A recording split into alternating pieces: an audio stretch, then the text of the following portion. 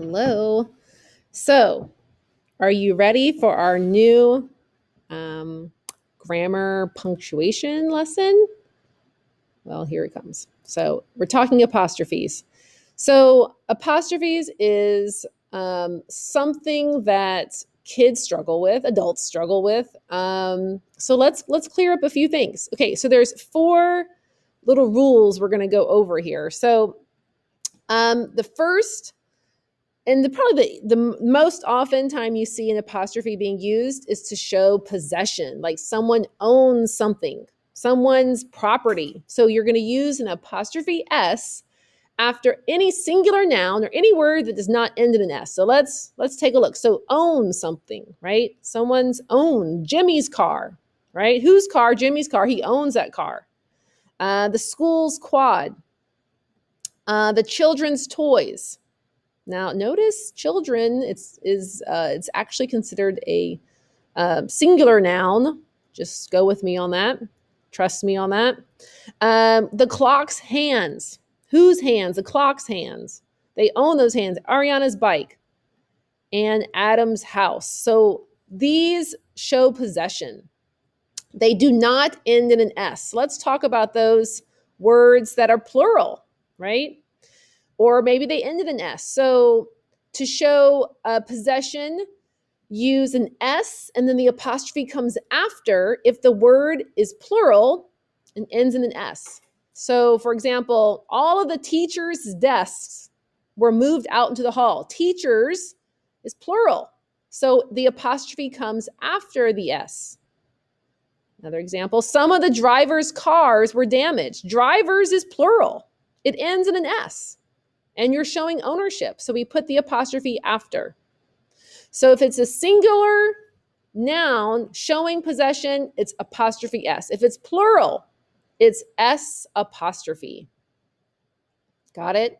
Hopefully. Next little apostrophe rule deals with contractions. So you use them when you have two words put together. Those are called contractions. So you know these. She's, she is, hasn't, has not, there, they are. Ooh, some adults messed that one up. Won't. That's a contraction for will not. And one that gets messed up quite often is it's. It's apostrophe S stands for it is, guys. It is.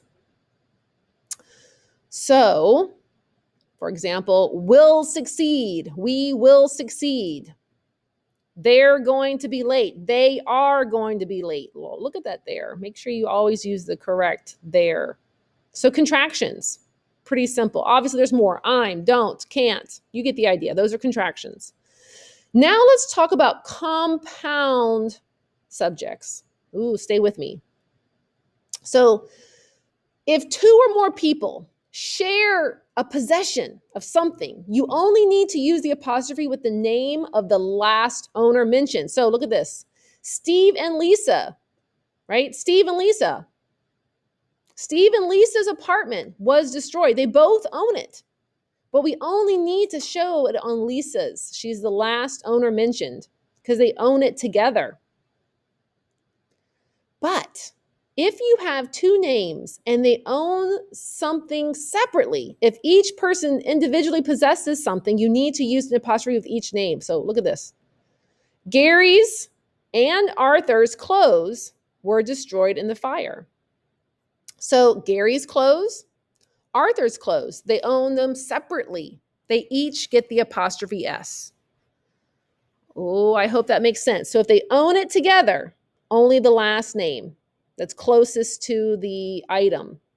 If they own them separately, then they each get the apostrophe S. Guys, let's practice. What do you think? Here we go.